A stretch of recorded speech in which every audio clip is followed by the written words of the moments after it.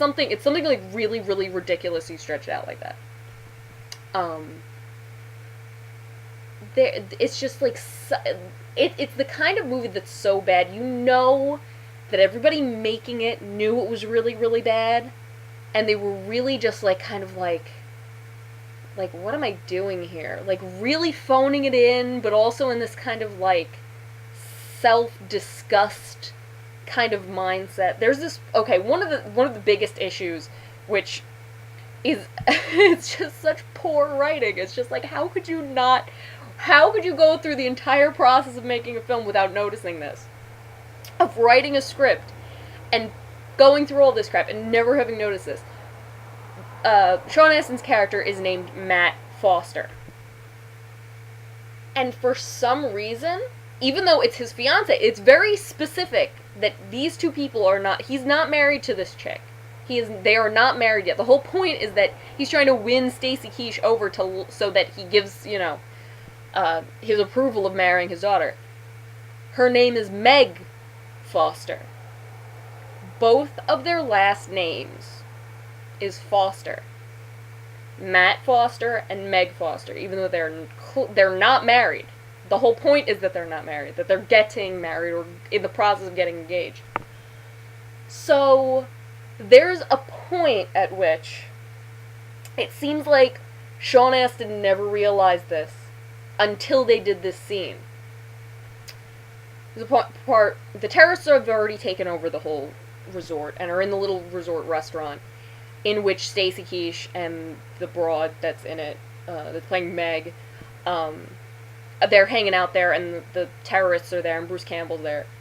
And Sean Astin's off on his own, and he doesn't know that any of this has happened yet. So he's calling the restaurant to see if she's there, to tell them that he's going to be late.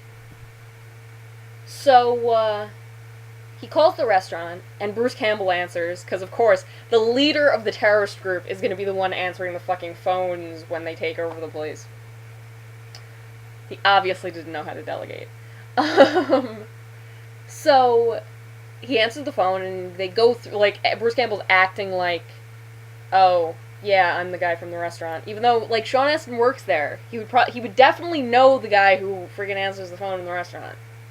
He's calling like he's like a customer, but it's like, dude, you fucking have obviously been working here. You definitely know the people who work there. But anyway, so he calls, and he says, I'd like to page Meg Foster.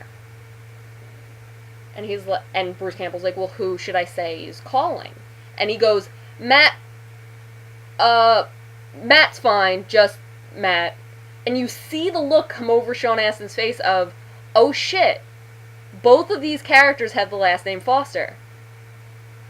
And it's such an awkward scene, because, like, and you would think, why not reshoot that?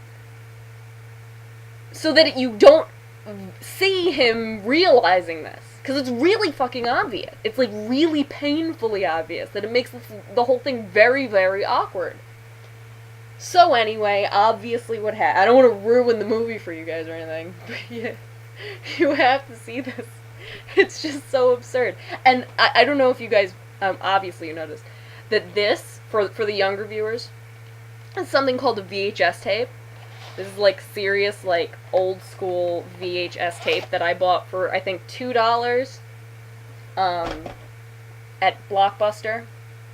They happen to have a copy, and see, like, every time I find this movie, I have to buy it. I think I've bought all of my friends a copy of Icebreaker, because anytime I see it, it's always $1, and I always have to buy it. It's like a compulsion. It's like, you know how, in Conspiracy Theory, Mel Gibson is all like, he has to buy The Catcher in the Rye anytime he sees it, and if he doesn't see it, he has to go looking for it? That's like me with Icebreaker. If I see it, I have to buy it. But the issue is, and I really wish it was on DVD, but it's not.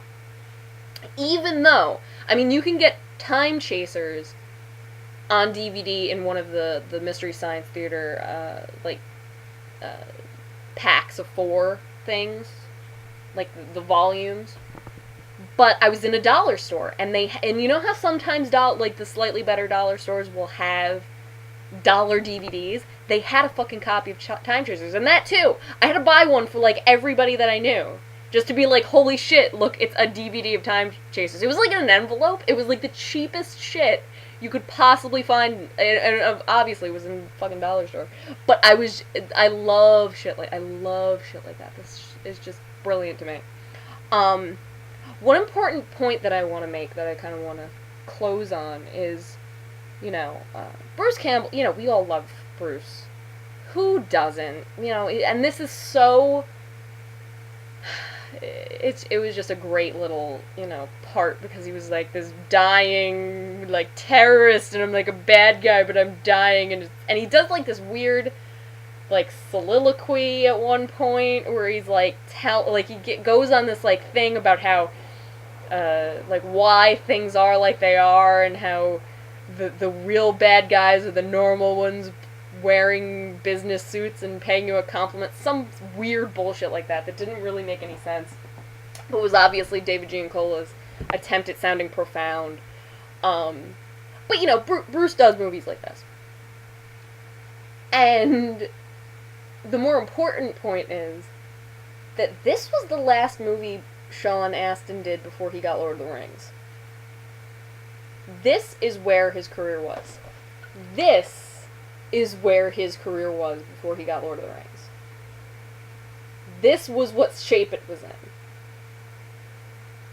And I can't even express. You have to see this movie. You have to dig up a copy of it and take a look, because it's seriously, it's just like, thank you, Peter. Like, if I was Sean Astin and my career was in that shape, I would frickin' send Peter Jackson such the fruit basket. Oh my god. It would have, like, really nice, like, cheese in it. And, like, the wine bottle full of jelly beans. It would have all of, like, the best fruit basket, gift basket, with, like, gift cards in it, and, like, frickin', like, like the kind of bag that you get at, like, the Oscars that has, like, $1 million worth of, like, free shit in it. I would send one of those to Peter Jackson every 15, 20 minutes if I was Sean Astin. He's got to be kissing his feet, because that's where he was going. Oh, well, the other thing that I didn't mention was this wasn't even Sean Astin's, like, first time fighting terrorists. I'm sure you guys have all seen Toy Soldiers, which is, like, one of the best late 80s, I guess it was late 80s, like, sort of teen, it was, like, weird teen action kind of thing. It was, like, kind of, like, part Breakfast Club, part, Die Hard, sort of in that, like, weird grouping with Red Dawn, where it was, like, younger people, but, like, in like, action situations.